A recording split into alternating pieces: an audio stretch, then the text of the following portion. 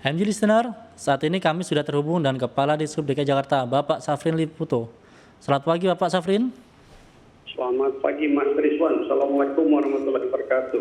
Waalaikumsalam warahmatullahi wabarakatuh. Pak Safrin, bus listrik ini yang beroperasi saat ini terdapat 30 armada dan telah berjalan di 4 rute, yakni Terminal Senen, Budaya Senayan, Tanah Abang Terminal Senen, Blok M Tanah Abang, dan Ragunan Blok M. Apakah hari sudah mulai beroperasi, Pak? Hari ini sudah ada yang mulai beroperasi. Ya. Untuk selanjutnya, apakah ada perkembangan ke rute-rute yang lain? Tentu sesuai dengan target kami bahwa selain 30 bus yang saat ini mulai beroperasi, juga akhir tahun itu akan ditambah total menjadi 100 unit bus. Jadi akan ada tambahan 70 bus, sehingga nanti itu akan melayani beberapa rute ataupun koridor yang ada di Transjakarta. Demikian, Mas Rizwan. Halo Pak Safrin. Halo, iya Mas. Ya, kami ulang ya Pak. Ya. Ya, lalu bagaimana dengan mekanisme operasional Pak? Apakah ada batasan dengan para penumpang atau ada aturan-aturan tertentu bagi penumpang yang naik bus listrik ini nantinya? Maksudnya gimana Mas ya? Bus listrik ini kan masih baru, apakah masih akan ada melakukan sosialisasi atau ya sudah bus ini berjalan sesuai dengan rute, nanti ketika ada penumpang naik akan dijelaskan mungkin ada aturan-aturan tertentu dalam bus ini? Ya baik, terkait dengan aturan dalam bus tentu sama dengan aturan yang saat ini berlaku di bus Transjakarta pada umumnya. Di sana hanya ada beberapa informasi yang dipasang di dalam bus, seperti terkait dengan misalnya bahwa bus ini aman dari air misalnya, jadi jangan khawatir karena kebanyakan paradigma masyarakat kita begitu listrik ada air otomatis itu berbahaya. Nah, bus ini sebelum dioperasionalkan oleh Transjakarta telah melalui beberapa uji persyaratan teknis dan kelaikan jalan, sehingga telah mendapatkan sertifikat uji tipe dari otoritas di Indonesia yang memberikan izin terkait dengan operasional jalan, yaitu Kementerian Perhubungan. Jadi artinya sudah ada sertifikat uji tipe dan bus ini bisa berjalan di jalan di Indonesia. Demikian pula halnya kami sudah melakukan yang namanya pengetesan awal. Uji pertama itu sudah dilakukan oleh teman-teman di unit pelaksana pengujian kendaraan bermotor DKI Jakarta, sehingga ini aman dari sisi operasional yang ada di jalan. Demikian Mas Rizwan. Ya, seperti yang disampaikan Pak Anies dalam pembukaan kemarin, transisi ibu kota menuju zero emission dipercepat dengan adanya bus listrik Transjakarta ini ya Pak. Lalu dari pertimbangan ini seberapa urgent dorongan penggunaan transportasi ramah lingkungan ini Pak?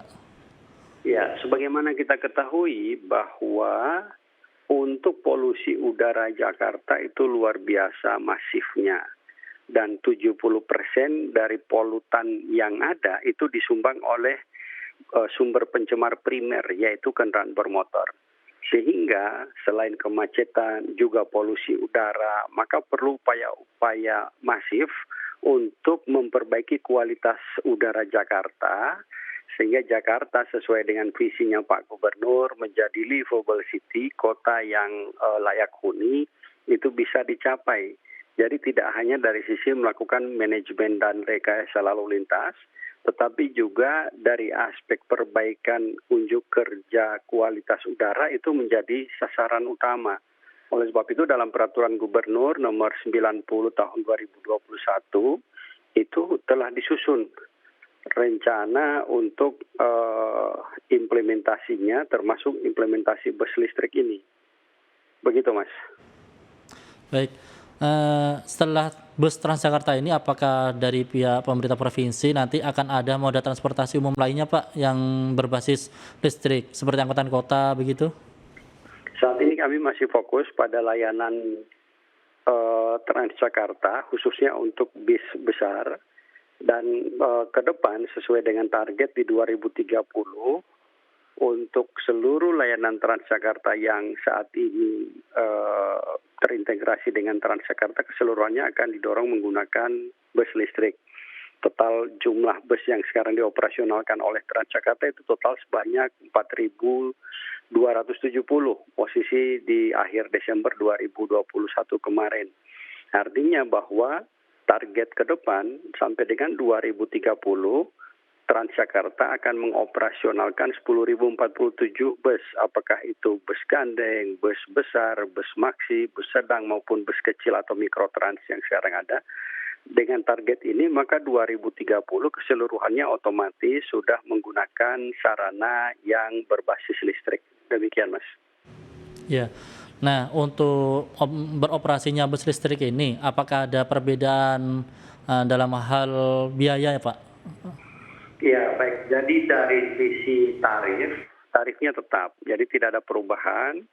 Sekali naik itu tetap 3.500.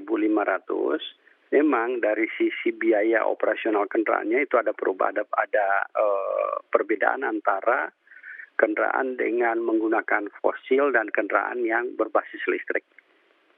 Tetapi tarif yang dikenakan kepada masyarakat itu tetap tidak ada kenaikan. Demikian, Mas. Tidak ada kenaikan Pak. Menarik ini Pak. Nah, ini sebelum beroperasional mulai hari kemarin ya Pak? Kemarin sudah diluncurkan. Mulai kemarin sudah diluncurkan ya. Lalu bagaimana tanggapan dari masyarakat Pak yang sudah mencoba? Apakah sudah ada respon yang baik atau ada ketertarikan para penumpang itu Pak? Ya baik. Jadi dari operasionalnya baru hari ini akan beroperasi. Tetapi dari pelaksanaan uji coba yang kami lakukan, dari beberapa uji coba yang dilaksanakan oleh Transjakarta, animo masyarakat terhadap operasional bus listrik ini luar biasa tingginya. Mereka merasakan bahwa pada saat berada di dalam bus itu lebih nyaman, khususnya karena memang dari sisi kebisingannya tidak ada, otomatis dari sisi getaran, itu di dalam bus pun hampir tidak terasa. Artinya memang dari sisi kenyamanan masyarakat pengguna yang bermobilitas dengan mobil bis listrik ini, itu lebih tinggi tingkat kenyamanannya. Demikian, Mas. Gitu. Iya. Ini terkait dengan pengisian daya baterai listrik bus, Pak. Apakah nanti di depo-depo bus listrik ini turut menyediakan pengisian baterai bagi mobil listrik yang lainnya, Pak? Soalnya sekarang kan beberapa kendaraan sudah mulai beralih ke kendaraan listrik dan sepertinya warga juga tertarik untuk menggunakan berbagai moda kendaraan listrik seperti motor atau mobil begitu, Pak. Ya, baik. Untuk charging stationnya, untuk operasional bus Transjakarta memang kami arahkan untuk disiapkan pada seluruh pool, di mana bus listrik tersebut akan disimpan setelah beroperasi sehari penuh atau sampai dengan malam harinya. Sehingga pada saat mereka kembali ke pool, sambil dibersihkan juga langsung bisa dicas untuk listriknya.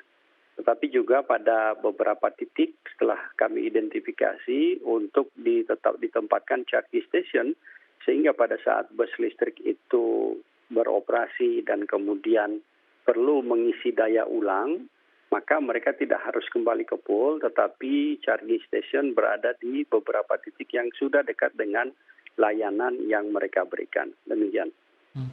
Kalau boleh tahu Pak, untuk daya atau kemampuan baterai listrik bus listrik ini bertahan sampai berapa lama ya Pak? Dari sisi hasil uji, memang rata-rata untuk jarak tempuhnya bisa sampai 230 km per hari. Artinya cukup untuk pelayanan di layanan Transjakarta sampai dengan mereka kembali ke pool ataupun depo. Wah, hemat juga Pak ya. Iya. Iya. Pak Safri, boleh ini disampaikan apakah ada imbauan kepada masyarakat dengan adanya bus listrik ini Pak?